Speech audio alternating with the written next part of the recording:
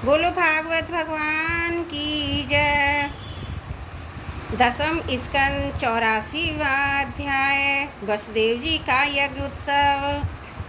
श्री सुखदेव जी कहते हैं, परीक्षित, सर्वात्मा भक्त विहारी भगवान श्री कृष्ण के प्रति उनकी पत्नियों का कितना प्रेम है, ये बात कुंती, गांधारी, द्रौपदी, सुभद्रा, दूसरी राजपत्नियां भगवान की प्रियतमा गोपियों ने भी सुनी। सबकी सब उनका अलौकिक प्रेम देखकर अत्यंत मुग्ध, अत्यंत विस्मित हो गई। सबके नेत्रों में प्रेम के आंसू झलक आए। इस प्रकार जिस समय स्त्रियों से स्त्रियां, पुरुषों से पुरुष बातचीत कर रहे थे, उसी समय बहुत से ऋषि मुनि अब भगवान श्री कृष्ण और बलराम जी का दर्शन करने के लिए वहाँ आए।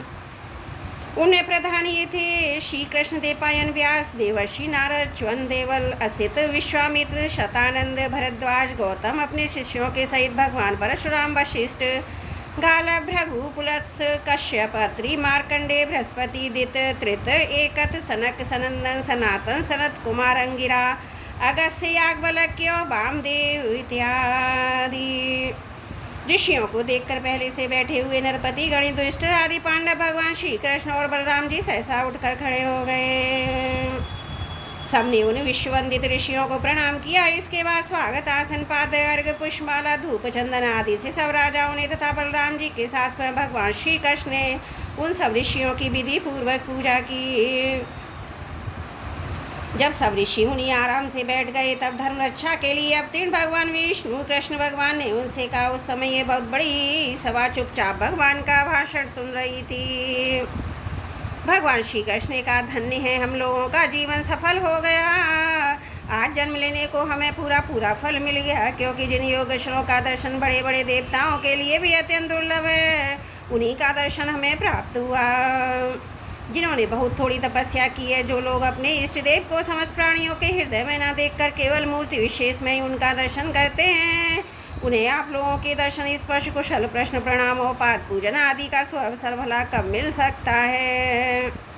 केवल जल में तीर्थ ही तीर्थ नहीं है कहलाते, केवल मिट्टी या पत्थरों की प्रतिमाएं देवता नहीं होती। संत पुरुष भी वास्तव में तीर्थ और देवता हैं, क्योंकि उनका बहुत समय तक सेवन किया जाए तब भी पवित्र करते हैं, परंतु संत पुरुष तो दर्शन मात्र से ही कृतार्थ कर देते हैं।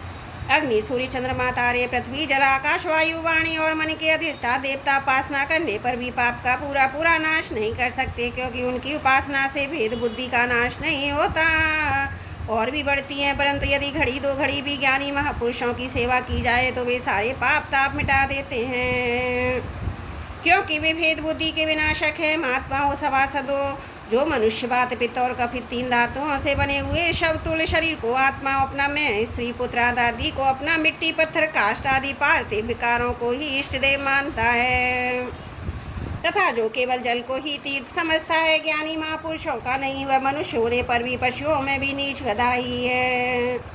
श्री सुखदेव जी कहते हैं, परीक्षित, भगवान ने भाषण सुनकर और ज्ञान संपन्न होकर उनका ये गुण भाषण सबके सब ऋषि मुनि चुपचाप सुन रहे थे। उनकी बुद्धि चक्कर में पड़ गई, वे समझ ना सके भगवान ये क्या कह रहे हैं। उन्होंने बहुत देर तक विचार करने के बाद यह निश्चय किया कि भगवान सर्वेश्वर होने पर भी जो इस प्रकार सामान्य कर्म परतंत्र जीव की भांति व्यवहार कर रहे हैं, यह केवल लोक संग्रह के लिए ही है, ऐसा समझकर वे मुस्कुराते हुए जगत गुरु भगवान श्री कृष्ण से कहने लगे। मुनियों ने कहा, भगवान, आपकी माया से प्रजापतियों के अधीश, मरीचि आदि बड़े बड़े तत्वगानी हम लोग मोहित हो रहे हैं। आप स्वयं ईश्वर होते भी मनुष्य की चेष्टाएं अपने को छिपाए रखकर जीव की भांति आचरण करते हैं।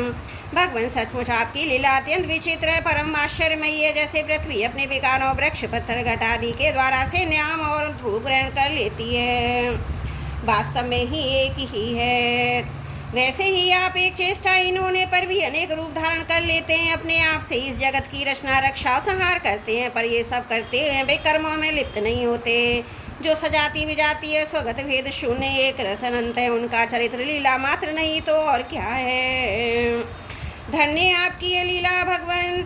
यद्यपि आप प्रकृति से परे स्वयं पर ब्रह्म परमात्मा है, तथापि समय समय पर भक्तजनों की रक्षा, दुष्टों का दमन करने के लिए विशुद्ध सत्वमय श्री विग्रह प्रकट करते हैं और अपनी लीला के द्वारा सनातन वैदिक मार्ग की रक्षा करते हैं, क्योंकि सभी वर्णों, आश्रमों के रूप में आप स्वयं ही प्रकट हैं। भगवान वेद आपका विशुद्ध हृदय तपस्या स्वाध्याय धारणा ध्यान और समाधि के द्वारा उसी में आपके साकार निराकार रूप दोनों के अधिष्ठान स्वरूप पर ब्रह्म परमात्मा का साक्षात्कार होता है। परमात्मा ब्राह्मण ही वेदों के आधारभूत आपके स्वरूप की उपलब्धि स्थान है। इसी से आप ब्राह्मणों का सम्मान करते, इसी से आप ब्राह्मण भक्तों में अग्रगण्य भी हैं। आप सर्वविध कल्याण साधनों की चरम सीमा है, संत पुरुषों की एकमात्र गति है। आपसे मिलकर आज हमारे जन्म विद्या तप और ज्ञान सफल हो गए। वास्तव में सबके परम फल आप ही हैं। प्रभु आपका ज्ञान अनंत है। आप स्वयं सच्चिदानंद स्वरूप परब्रह्म परमात्मा भगवान है। आपने अपनी अचिंत शक्ति योग माया के द्वारा अपनी महिमा छिपा रखी है।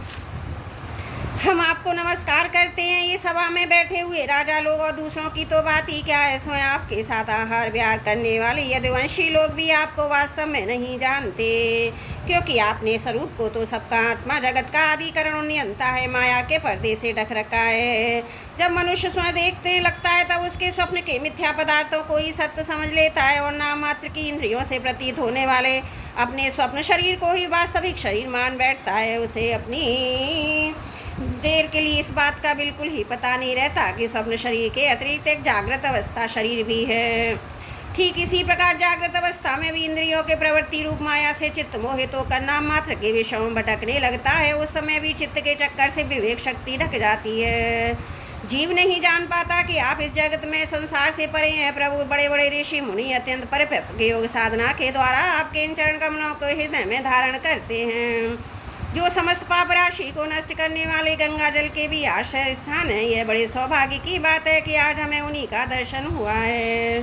प्रभु हम आपके भक्त हैं, आप हम पर अनुग्रह कीजिए, क्योंकि आपके परम पद की प्राप्ति उन्हीं लोगों की होती है जिनका लिंग शरीर रूप लीम केश और दूत कष्ट भक्ति के द्वारा नष्ट हो जाता है। श्री सुखदेव जी कहते हैं, राज ऋषि भगवान की इस प्रकार स्तुति करके उनसे राजा धृतराष्ट्र से तथा धर्मराज युधिष्ठिर से जो अनुमति लेकर उन लोगों ने अपने अपने आश्रम पर जाने का विचार किया।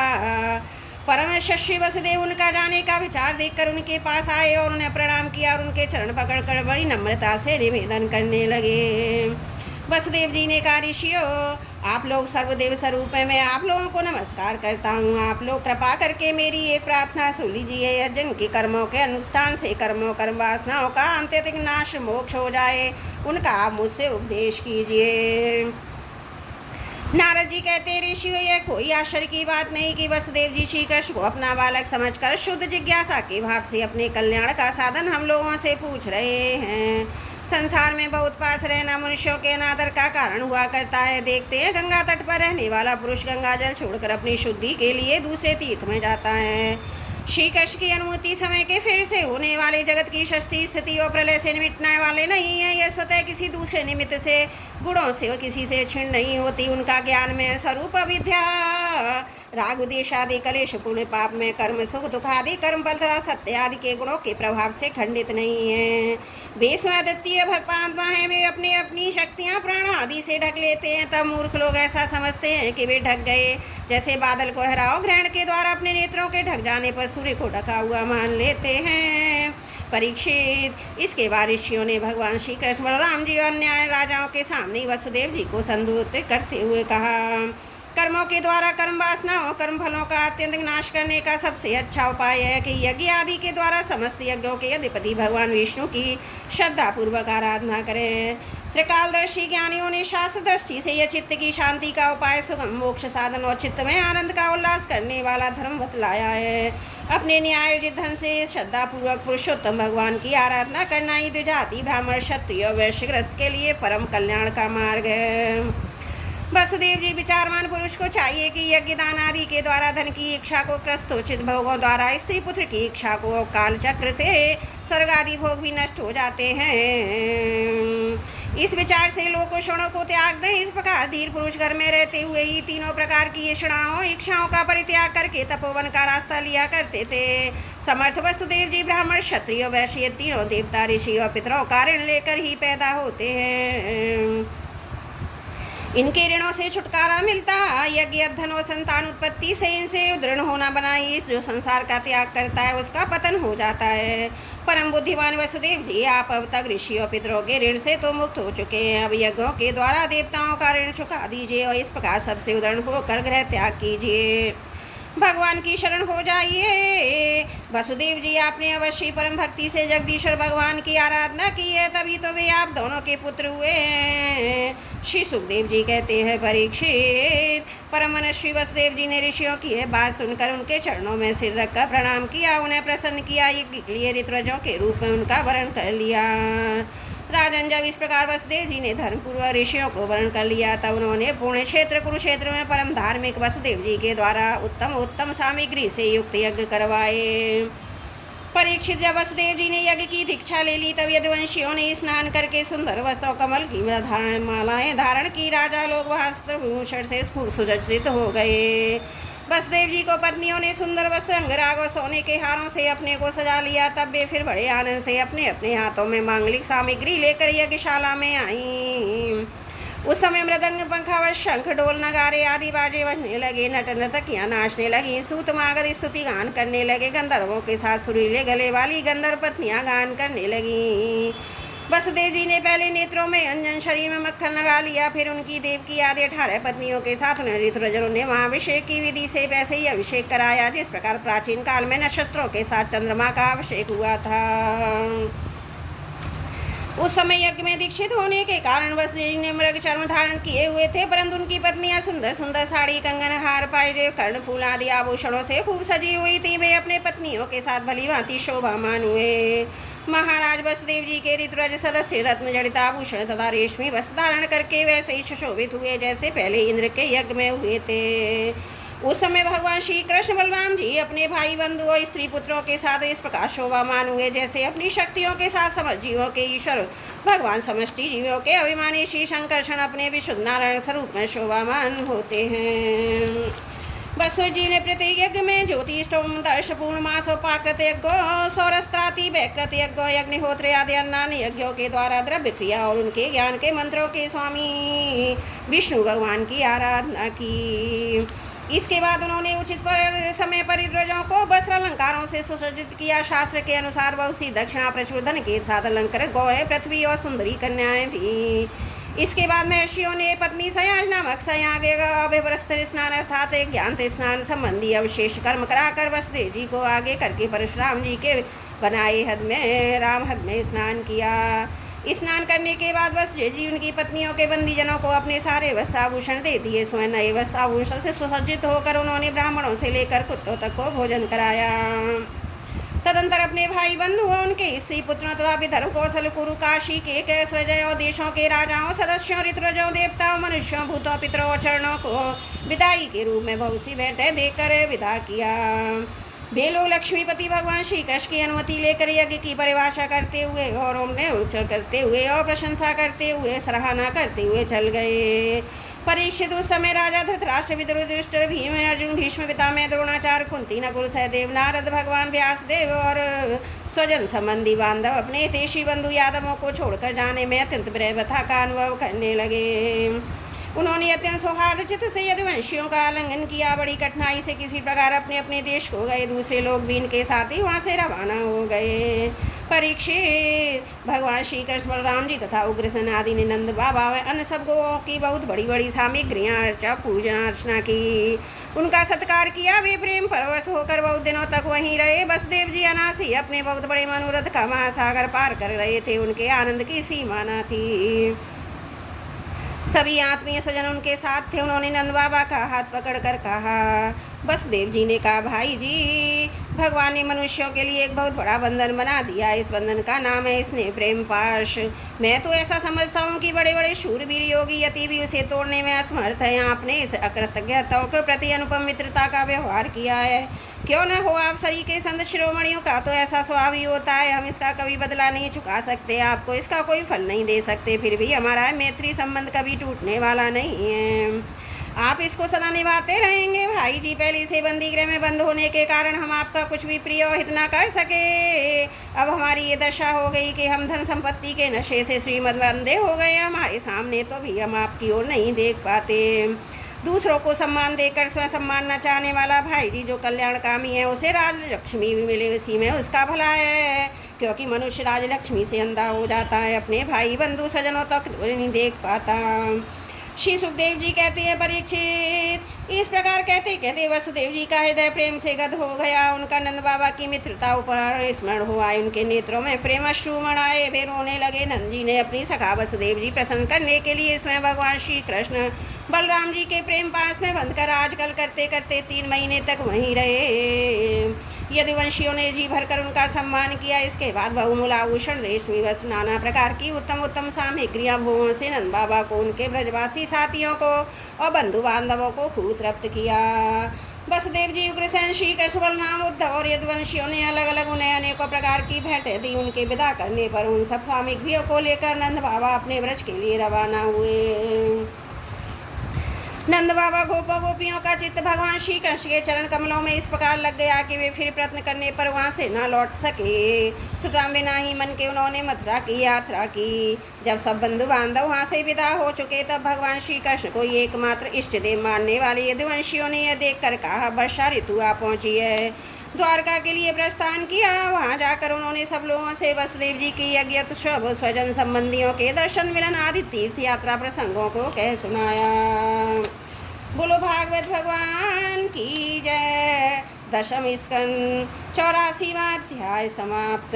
त्रुटियों के लिए क्षमा प्रार्थी हूँ। बोलो भागवत भगवान की जय। 10वें स्कंद 85वां अध्याय। श्री भगवान के द्वारा वसुदेव जी को ब्रह्म ज्ञान का उपदेश तथा देवकी जी के 6 पुत्रों को लौटा जाना। श्री सुखदेव जी कहते हैं, परीक्षित, इसके बाद एक दिन भगवान श्री कृष्ण बलराम जी प्रातःकालीन प्रणाम करने के लिए माता पिता के पास गए। प्रणाम कर लेने पर वसुदेव जी बड़े प्रेम से दोनों भाइयों का अभिनंदन करके कहने लगे। वसुदेव जी ने बड़े बड़े ऋषियों के मुंह से भगवान की महिमा सुनी थी तथा उनके ऐश्वर्यपूर्ण चरित्र भी देखे थे।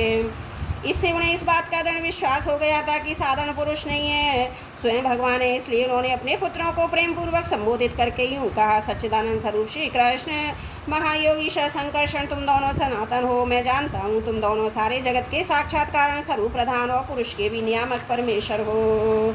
इस जगत के आधार, निर्माता, निर्माण सामग्री भी तुम ही हो। इस सारे जगत के स्वामी तुम दोनों हो। तुम्हारी क्रीड़ा के लिए इसका निर्माण हुआ है। यह जिस समय जिस रूप में जो कुछ रहता होता है वह सब तुम ही हो। इस जगत में प्रकृति रूप से भोग्य, पुरुष रूप से भोक्ता हो, दोनों में नियामक और साक्षात भगवान भी तुम ही हो। इंद्रियातीत, जन्म, अस्तित्व, भाव विकारों से रहित परमात्मा ने इस चित्र विचित्र जगत को तुम्ही ने निर्माण किया है और इसमें स्वयं तुमने ये आत्मा रूप से भी प्रवेश किया है। तुम प्राण, क्रिया शक्ति और जीव ज्ञान शक्ति के रूप में इसका पालन पोषण कर रहे हो। क्रिया शक्ति प्रधान प्राण आदि में जो कि जगत की वस्तुओं की सृष्टि करने की सामर्थ्य है वह उनकी आपकी सामर्थ्य नहीं, तुम्हारी ही है, क्योंकि वे तुम्हारे समान चेतन नहीं है। चेतन है, स्वतंत्र नहीं है, परतंत्र है। अतः चेष्टाशील प्राण आदि में केवल चेष्टा मात्र होती है, शक्ति नहीं। शक्ति तो तुम्हारी ही है। प्रभु चंद्रमा की कांति, अग्नि का तेज, सूर्य की प्रभा, शस्त्र, विद्युत आदि की पूर्ण रूप से सत्ता, पर्वतों की स्थिरता, पृथ्वी की साधारणतः शक्ति रूप वृत्ति, गंधक रूप गुण, ये सब वास्तव में तुम ही हो। परमेश्वर जल में तृप्त करके जीवन देने और शुद्ध करने की जो शक्तियाँ हैं वे तुम्हारा ही स्वरूप है। जल और उसका रस भी तुम ही हो। प्रभु इंद्रिय शक्ति, अंतकरण की शक्ति, शरीर की शक्ति, इसका हिलना डुलना, चलना फिरना, ये सब वायु की शक्ति तुम्हारी ही है। दिशाएं उनकी अवकाश में तुम ही हो। आकाश उसका आश्रय, बुद्धि, स्फोट, शब्द, तन्मात्राएं, परावाणी, नाद, पश्यंती, ओमकार, मध्यमा वर्ण, अक्षर, पदार्थों का अलग अलग निर्देश करने वाले पद रूप व्याकृति वाणी भी तुम ही हो। इंद्रियां उनकी विषय प्रकाशनी शक्ति है। अधिष्ठान देवता तुम ही हो। बुद्धि की निश्चयाता आत्मिकता शक्ति और जीव की विशुद्ध स्मृति भी तुम ही हो। भूतों में उनका कारण तामस अहंकार, इंद्रियों में उनका कारण तेजस अहंकार और इंद्रियों के अधिष्ठान देवताओं में उनका कारण सात्विक अहंकार तथा जीवों के आवागमन का कारण माया भी तुम ही हो। भगवान जैसे मिट्टी आदि वस्तुओं के विकार, घड़ा, वृक्ष आदि में मिट्टी निरंतर वर्तमान है, वास्तव में वे कारण वृत्ति का रूप ही है। इसी प्रकार जितने भी विनाश का पदार्थ है उनमें से तुम कारण रूप से अविनाशी तत्व हो। वास्तव में वे सब तुम्हारे ही स्वरूप हैं। प्रभु सत रजतम ये तीनों गुणों, उनकी प्रत्ययां, परिणाम, महत्व आदि परब्रह्म परमात्मा में तुम में योग माया के द्वारा कल्पित हैं। इसलिए ये जितने भी जन्म, अस्थि, प्रति, परिणाम और भाव विकार हैं वो तुम में सर्वदा नहीं हैं। जब तुम में इनकी कल्पना कर ली जाती है तब तुम इन विकारों में अनुगत जान पड़ते हो। कल्पना की निवृत्ति हो जाने पर तो निर्विकल्प परमार्थ स्वरूप तुम ही रह सकते हो। यह जगत सत रजोतम तीनों गुणों का प्रवाह है। देह इंद्रिय अंतकरण सुख दुख राग लोभ आदि उन्हीं के कारण है। उनमें जो अज्ञानी तुम्हारा परमात्मा का सूक्ष्म नहीं जानते, वे अपने देह अभिमान रूप कारण के बंधों में फंसे रहकर बार बार जन्म मृत्यु के चक्कर में भटकते रहते हैं। परमेश्वर मुझे शुभ प्रारब्ध के अनुसार इंद्र आदि सामर्थ्य से युक्त अत्यंत दुर्लभ मनुष्य शरीर प्राप्त हुआ, किंतु तुम्हारी माया के वश होकर मैं अपने सच्चे स्वार्थ परमार्थ से ही असावधान हो गया। मेरी सारी आयु यूँ ही बीत गई। प्रभु, ये शरीर मैं हूँ और शरीर के संबंधी मेरे अपने इस अहमता ममता रूप स्नेह की फांसी ने तुमने इस सारे जगत को बांध रखा है। मैं जानता हूँ तुम दोनों मेरे पुत्र नहीं हो, संपूर्ण प्रकृति और जीवों के स्वामी हो। पृथ्वी के भारभूत राजाओं के नाश के लिए ही तुमने अवतार ग्रहण किया है। यह बात तुमने मुझसे कही भी थी, इसलिए दीन जनों के थे श्री शरणागत वत्सर। मैं अब तुम्हारे चरण कमलों की शरण में हूँ, क्योंकि वे ही शरणागतों के संसार वह को मिटाने वाले हैं। अब इंद्रियों की लोलुपता से भर पाया, इसी के कारण मैंने मृत्यु के ग्रास शरीर में आत्मबुद्धि कर ली। तुम में जो कि परमात्मा हो पत्र बुद्धि है। प्रभु, तुमने प्रसव गृह में ही हमसे कहा था कि यद्यपि मैं अजन्मा हूँ, फिर भी मैं अपनी बनाई हुई धर्म मर्यादा की रक्षा करने के लिए प्रत्येक युग में तुम दोनों के द्वारा अवतार ग्रहण करता रहा हूँ। भगवान, तुम आकाश के समान अनेकों शरीर ग्रहण करते और छोड़ते रहते हो। वास्तव में तुम अनंत एक रस सत्ता हो। तुम्हारी आश्चर्यमयी शक्ति योग माया का रहस्य भला कौन जान सकता है। सब लोग तुम्हारी कीर्ति का ही गान करते रहते हैं। श्री सुखदेव जी कहते हैं, परीक्षित, वसुदेव जी के वचन सुनकर यदुवंश शिरोमणि भक्त वत्सल भगवान श्री कृष्ण मुस्कराने लगे। उन्होंने विनय से सुखकर मधुर वाणी से कहा। भगवान श्री कृष्ण ने कहा, पिताजी, हम तो आपके पुत्र ही हैं। हमें लक्ष्य करने के आपके ब्रह्म ज्ञान का उपदेश किया है। हम आपकी एक एक बात युक्ति युक्त मानते हैं। पिताजी, आप लोग, मैं, भैया बलराम जी, सारे द्वारकावासी, संपूर्ण चराचर जगत सबके सब आपने जैसा कहा है वैसे ही हैं। सबको ब्रह्म रूप ही समझना चाहिए। पिताजी, आत्मा तो एक ही है, परंतु ये अपने में ही गुणों की सृष्टि कर लेता है। गुणों के द्वारा बना हुए पंचभूतों में होने पर भी, अनेक स्वयं प्रकाश होने पर भी, दृश्य अपना स्वरूप होने पर भी, अपने से भिन्न नित्य होने पर भी, अनित्य और निर्गुण होने पर भी सगुण के रूप में प्रतीत होता है। जैसे आकाश वायु अग्नि जल पृथ्वी ये पंच महाभूत अपने कार्य घट कुंडल आदि में प्रकट होते हैं। छोटे बड़े अधिक थोड़े और एक से अनेक होते प्रतीत होते हैं, परंतु वास्तव में सत्ता रूप से भी एक ही है। जैसे मैं आत्मा में उपाधियों के भेद से ही नाना तत्व की प्रतीति होती है, इसलिए मैं हूँ ऐसा है। इस दृष्टि से आपका कहना ठीक है। श्री सुखदेव जी कहते हैं, परीक्षित, भगवान श्री कृष्ण के इन वचनों को सुनकर वसुदेव जी नाना तत्व बुद्धि छोड़ दी। वे आनंद में मगन होकर वाणी से मौनो मन से निसंकल्प हो गए। कुरुक्षेत्र उस समय वहाँ सर्वदेव मई देव की जीवी बैठी थी। वे बहुत पहले से ही यह सुनकर अस्मृत विस्मित थी कि श्री कृष्ण बलराम जी ने अपने मरे हुए गुरुपुत्र को यमलोक से वापस ला दिया। अब उन्हें अपने उन पुत्रों की याद आ गई जिन्हें कंस ने मार डाला था। उनके स्मरण से देवकी जी का हृदय आतुर हो गया, नेत्रों से आंसू बहने लगे। उन्होंने बड़े ही करुणा स्वर से श्री कृष्ण बलराम जी को संबोधित करते कहा। देवकी जी ने कहा, लोकाभिराम राम, तुम्हारी शक्ति मनोवाणी के परे है। श्री कृष्ण, तुम योगेश्वरों के भी ईश्वर हो। मैं जानती हूँ कि तुम दोनों प्रजापतियों के भी ईश्वर आदि स्वरूप नारायण हो। यह भी मुझे निश्चित रूप से मालूम है। जिन लोगों ने कालक्रम से अपना धैर्य संयम सद्गुण खो दिया तथा शास्त्रीय आज्ञाओं का उल्लंघन करके जो में सुरक्षा प्राण हो रहे हैं, भूमि के भारभूत उन राजाओं का नाश करने के लिए तुम दोनों मेरे गर्भ से अवतीर्ण हुए हो। विश्वात्मन तुम्हारे पुरुष रूप अंश से उत्पन्न हुई माया से गुणों की उत्पत्ति होती है और उनके लेश मात्र से जगत की उत्पत्ति विकास और प्रलय होता है। आज मैं सर्वांतरकरण से तुम्हारी शरण हो रही हूँ। मैंने सुना है तुम्हारे गुरु सांदीपनि के पुत्र को मरे हुए बहुत दिन हो गए थे। उनको गुरु दक्षिणा देने के लिए उनकी आज्ञा तथा काल की प्रेरणा से तुम दोनों ने उनके पुत्र को यमपुरी से वापस ला दिया।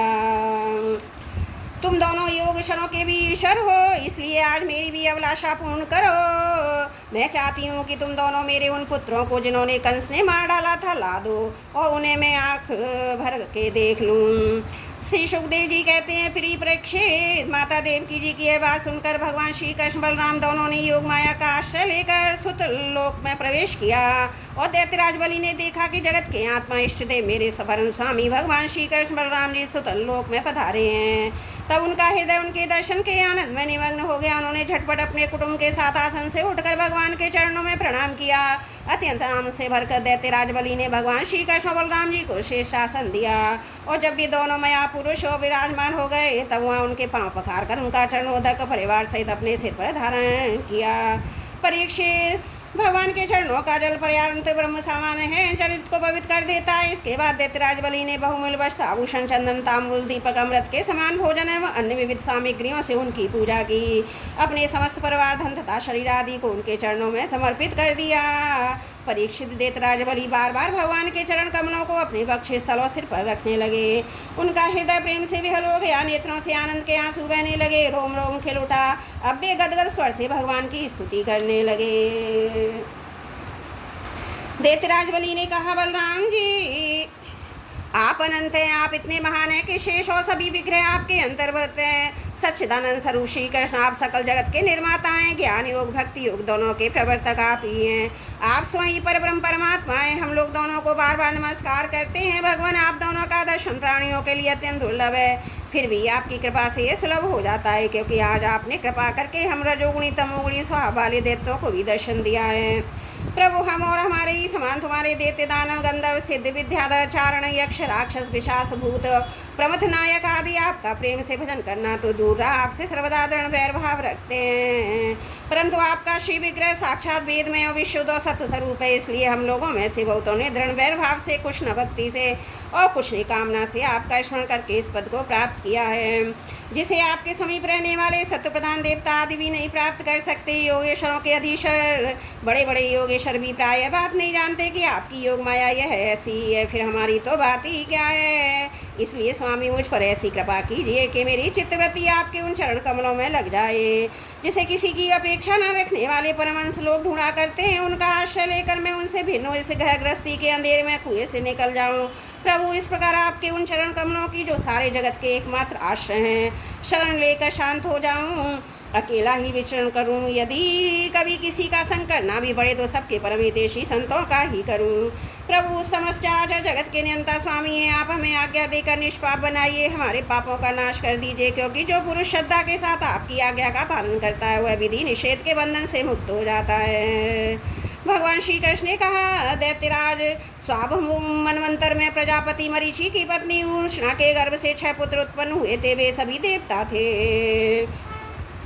भी ये देखकर ब्रह्मा जी पुत्री से समान करने के लिए उद्यत हंसने लगे। इस परिहास रूप और अपराध के उन्हें ब्रह्मा जी ने शाप दिया। वे असुर योनि में हिरण्याकश्यपु के पुत्र रूप से उत्पन्न हुए। अब योग माया उन्होंने वहाँ से लाकर देवकी के घर में रख दिया और उनको उत्पन्न होते ही कंस ने मार डाला। दैत्यराज माता देवकी जी अपने पुत्रों के लिए अत्यंत शोकातुर हो रही हैं, वे तुम्हारे पास हैं, अतः हम अपनी माता का शोक दूर करने के लिए यहाँ से ले जाएंगे। इसके बाद ये शाप से मुक्त हो जाएंगे, आनंद पूर्वक अपने लोक में चले जाएंगे। इनके 6 नाम हैं स्मर, उदगी, परिश्वंग, पतंग, शुद्धभत और घृणी। इन्हें मेरी कृपा से पुनः सदगति प्राप्त होगी। परीक्षित इतना कहकर भगवान श्री कृष्ण चुप हो गए। दैत्यराज बलि ने उनकी पूजा की। इसके बाद श्री कृष्ण बलराम जी बालकों को लेकर फिर द्वारका लौट आए और माता देवकी के उनके पुत्र सौंप दिए। उन बालकों को देखकर देवी बहुत ही हृदय में वात्सल्य स्नेह की बाढ़ आ गई। उनके स्तनों से दूध बहने लगा। वे बार बार उन्हें गोद में लेकर छाती से लगाती, उनका सिर सूंघती। पुत्रों के स्पर्श के आनंद से सरोवर आनंद देवकी ने उनको स्तनपान कराया। विष्णु भगवान की उस माया से मोहित हो रही थी जिससे वह षष्ठी चक्र चलता है। परीक्षित, देवकी जी के स्तनों का दूध साक्षात अमृत था, क्यों ना वो भगवान श्री कृष्ण से पी चुके थे। उन बालकों ने वही अमृत दूध पिया। उस दूध के पीने से भगवान श्री कृष्ण के अंग के स्पर्श से होने से उन्हें आत्म साक्षात्कार हो गया। इसके बाद उन लोगों ने भगवान श्री कृष्ण, माता देवकी, पिता वसुदेव, बलराम जी को नमस्कार किया। तदंतर सबके सामने ही वे देवलोक में चले गए। परीक्षित, देवी देवकी यह देखकर अत्यंत विस्मित हो गई कि मरे हुए बालक लौट आए, फिर चले भी गए। उन्होंने ऐसा निश्चय किया कि श्री कृष्ण ही कोई लीला कौशल है। परीक्षित, भगवान श्री कृष्ण स्वयं परमात्मा, उनकी शक्ति अनंत, ऐसे ऐसे अद्भुत चरित्र इतने हैं कि किसी प्रकार उनका पार नहीं पाया जा सकता। सूत जी कहते हैं, शौनक आदि ऋषियों, भगवान श्री कृष्ण की कीर्ति अमर है, अमृतमयी है। उनका चरित्र जगत के समस्त पापों को मिटाने वाला है, भक्तजनों के कर्ण कुहरों में आनंद सुधा प्रभावित करने वाला है। इसका वर्णन स्वयं व्यास नंदन भगवान श्री सुखदेव जी ने किया है। जो इसका श्रवण करता है तथा दूसरों को सुनाता है उसकी संपूर्ण चित्रवृत्ति भगवान में लग जाती है और वो उन्हीं के परम कल्याण स्वरूप धाम को प्राप्त होता है। बोलो भागवत भगवान की जय। 10वां स्कंद 85वां अध्याय समाप्त। त्रुटियों के लिए क्षमा प्रार्थी हूँ। बोलो भागवत भगवान की जय। 10वां स्कंद 86वां अध्याय। सुभद्रा हरण भगवान का मिथिलापुरी में जाना और राजा जनक और सूत्रदेव ब्राह्मण के घर एक ही साथ जाना। राजा परीक्षित ने पूछा, भगवान मेरे दादा अर्जुन ने भगवान श्री कृष्ण और बलराम जी की बहन सुभद्रा जी से जो मेरी दादी थी किस प्रकार विवाह किया, मैं जानने के लिए बहुत उत्सुक हूँ। श्री सुखदेव जी ने कहा, परीक्षित एक बार अत्यंत शक्तिशाली अर्जुन तीर्थ यात्रा के लिए पृथ्वी पर विचरण करते हुए प्रवास क्षेत्र पहुंचे हुआ उन्होंने ये सुना कि बलराम जी मेरे मामा की पुत्री सुभद्रा का विवाह दुर्योधन के साथ करना चाहते हैं। वसुदेव श्री कृष्ण आदि उनसे विषय में सहमत नहीं हुए। अब अर्जुन के मन में सुभद्रा को पाने की लालसा जग गई। वे त्रिदंडी वैश्य का वेश धारण करके द्वारका पहुंचे। अर्जुन सुभद्रा को प्राप्त करने के लिए वहाँ वर्षा काल में 4 महीने रहे। वहाँ पूर्ववासियों बलराम जी ने उनका खूब सम्मान किया। उन्हें यह पता न चला कि अर्जुन हैं। एक दिन बलराम जी ने आतिथ्य के लिए उन्हें निमंत्रित किया और वे अपने घर ले आए। त्रिदंडी वेशधारी अर्जुन को बलराम जी ने अत्यंत श्रद्धा के साथ भोजन सामग्री निवेदित की और उन्होंने बड़े प्रेम से भोजन किया। अर्जुन ने भोजन के समय वहाँ विवाह योग्य परम सुंदरी सुभद्रा को देखा। उसका सौंदर्य बड़े बड़े वीरों का मन हरने वाला था। अर्जुन के नेत्र में प्रेम से प्रफुल्लित हो गए। उनका मन उसे पाने की आकांक्षा से शुद्ध हो गया और उन्होंने इसे पत्नी बनाने का दृढ़ निश्चय किया। परीक्षित तुम्हारे दादा अर्जुन भी बड़े सुंदर थे। उनके शरीर का गठन भावभंगी स्त्रियों का हृदय स्पर्श कर लेती थी। उन्हें देखकर सुभद्रा ने भी मन में उन्हीं को पति बनाने का निश्चय किया। वह तनिक मुस्कुरा कर लजीली चितवन से उनकी ओर देखने लगी। उसने अपना हृदय समर्पित कर दिया। वह अर्जुन केवल उसी का चिंतन करने लगे और इस बात का अवसर ढूंढने लगे कि इसे कब लेके आऊं। सुभद्रा को प्राप्त करने की उत्कंठ कामना से उनका चित्त चक्कर काटने लगा। उन्हें तनिक की शांति नहीं मिलती थी। एक बार सुभद्रा जी देव दर्शन के लिए रथ पर सवार होकर द्वारका का दुर्ग से बाहर निकली। उसी समय महारथी अर्जुन ने देव की वसुदेव और श्री कृष्ण की अनुमति से सुभद्रा का हरण कर लिया। रथ पर सवार होकर वीर अर्जुन ने धनुष उठा लिया और सैनिकों उन्हें रोकने के लिए आए।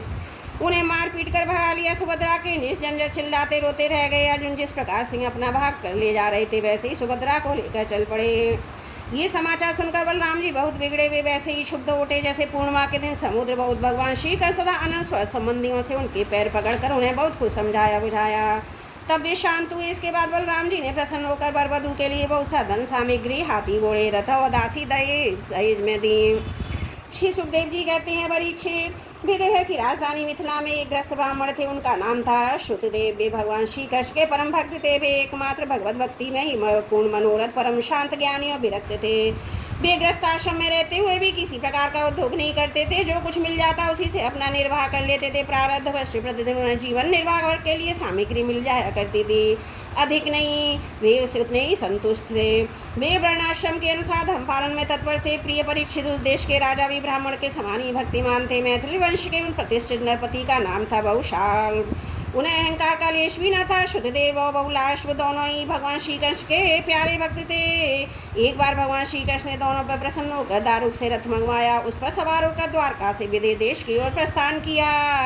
भगवान के साथ नारद, वामदेव, अत्रि, वेद व्यास, परशुराम, असित, आरुणि में शुकदेव, बृहस्पति, कर्ण, मैत्रेय, च्यवन और ऋषि भी थे। परीक्षित वे जहाँ जहाँ पहुँचते वहाँ की नागरिक ग्रामवासी प्रजा पूजा की सामग्री लेकर उपस्थित होती। पूजा करने वाले को भगवान ऐसे जान पड़ते मानो ग्रहों के साथ साक्षात सूर्य नारायण उदय हो रहे हों। परीक्षित उस यात्रा में अनर्थ, धर्म, कुरु, जांगल, कंग, मत्स्य, पांचाल, कुंती, मधु, केकई, कौशल, अर्ण आदि अनेक देशों के नर नारियों ने अपनी नेत्र रूपी दोनों भगवान श्री कृष्ण उन्मत्त हास्य और प्रेम भरी चितवन से युक्त मुखारविंद के मकरंद रस का पान किया। त्रिलोक गुरु भगवान श्री कृष्ण के दर्शन से उन लोगों की अज्ञान दृष्टि नष्ट हो गई। प्रभु दर्शन कराने वाले नर नारियों को अपनी दृष्टि से परम कल्याण तत्व ज्ञान का दान करते चले गए। स्थान स्थान पर मनुष्य देवता भगवान की कीर्ति का गान करके सुनाते, जो समस्त दिशाओं उज्ज्वल बनाने वाली एवं समस्त अशुभों को नाश करने वाली हैं। इस प्रकार भगवान श्री कृष्ण धीरे धीरे विदेह देश में पहुँचे। परीक्षित भगवान श्री कृष्ण के शुभ आगमन के समाचार सुनकर नागरिक ग्रामवासियों के आनंद की सीमा न रही। वे अपने हाथों में पूजा की विविध सामग्रियाँ लेकर उनकी अगवानी करने लगे। भगवान श्री कृष्ण का दर्शन करके उनके हृदय मुख कमल प्रेम और आनंद से खिल उठे। उन्होंने भगवान को तथा उन मुनियों को जिनका नाम केवल सुन रखा था, देखा न था, हाथ जोड़कर मस्तक झुकाकर प्रणाम किया। मिथिला नरेश भावलाश्व और श्रुतदेव ने समझकर जगत गुरु भगवान श्री कृष्ण हम लोगों पर अनुग्रह करने के लिए ही पधारे हैं, उनके चरणों पर गिर प्रणाम किया। बाहुलाश्व और श्रुतदेव दोनों में ही एक साथ जोड़कर मुनिमंडली की सहित भगवान श्री कृष्ण को आतिथ्य ग्रहण करने के लिए निमंत्रित किया। भगवान श्री कृष्ण दोनों की प्रार्थना स्वीकार करके दोनों को ही प्रसन्न करने के लिए एक समय पृथक पृथक रूप में दोनों के घर पधारे। यह बात एक दूसरे को मालूम न हुई कि भगवान श्री कृष्ण मेरे घर के अतिरिक्त और कहीं भी जा रहे हैं। वेदेराज बाहुलाश्व बड़े मनस्वी थे। उन्होंने यह देख कर एक दुष्ट दुराचारी पुरुष को, जिनका नाम भी नहीं सुन सकते, वे ही भगवान श्री कृष्ण और ऋषि मुनि मेरे घर पधारे हैं। सुंदर सुंदर आसन मंगाए भगवान श्री कृष्ण तथा ऋषि मुनि आराम से बैठकर उन पर बैठे। उस समय बहुलाश्व की विचित्र दशा अति प्रेम भक्ति के उद्रेक से उनका हृदय भराया और नेत्रों में आंसू मड़ाए। उन्होंने अपने पूजितम अतिथियों के चरणों में नमस्कार करके पांव पखारे, अपने कुटुंब के साथ उनके चरणों का लोक पावन जल विशल पर धारण किया। फिर भगवान स्वयं भगवत स्वरूप ऋषियों को गंधमाला वस्त्र अलंकार धूप दीप अर्घ गौबैला आदि समर्पित करके उनकी पूजा की। जब सब लोग भोजन करके तृप्त हो गए तब राजा बाहुलाश्व भगवान श्री कृष्ण के चरणों को अपनी गोद में रखकर बैठ गए। बड़े आनंद से धीरे धीरे उन्हें सहलाते हुए बड़ी मधुर वाणी से भगवान की स्तुति करने लगे। राजा बाहुलाश्व ने कहा, प्रभु आप समस्त प्राणियों के आत्मा साक्षी स्वयं प्रकाश हैं। हम सदा सर्वदा आपके चरण कमलों का स्मरण करते रहते हैं। इसी से आपने हम लोगों को दर्शन देकर कृतार्थ किया। भगवान आपके वचन है कि मेरा नंदन प्रेमी भक्त मुझे अपने स्वरूप बलराम जी अर्धांगिनी लक्ष्मी पुत्र ब्रह्मा से भी बढ़कर प्रिय है। अपने उन वचनों को सत्य करने के लिए आपने हम लोगों को दर्शन दिया है। भला ऐसा कौन पुरुष है जो आपकी इस परम दयालुता प्रेम परवशता को जानकर आपके चरण कमलों का परित्याग कर सके। प्रभु जिन्होंने जगत की समस्त वस्तुओं का शरीर आदि का भी मन से परित्याग कर दिया है, उन परम शांत मुनियों को आप अपने तक को भी दे डालते हैं।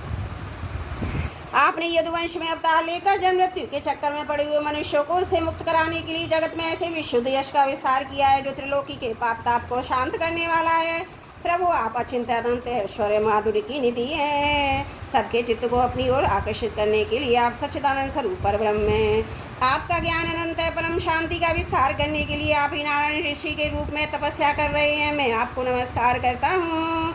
एक रस अनंत आप कुछ दिनों तक मुनिमंडली के साथ हमारे यहाँ निवास कीजिए। अपने चरणों की धूल से इस निविवंश को पवित्र कीजिए।